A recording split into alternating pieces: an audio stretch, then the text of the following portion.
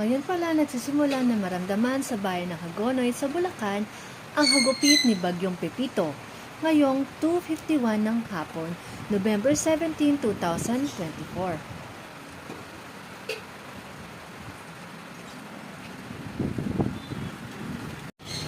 Nag-uumpisa ng lumakas ang ulan at hangin.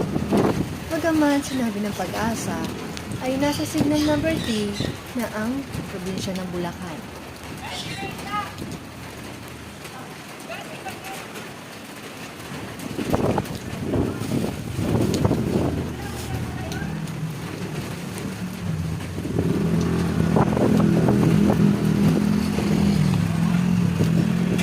Salamat Panginoon, kahit signal number 2 ang Bagyong Pepito, ay hindi gaanong kalakasan ang epekto dito sa Hagonoy, Bulacan.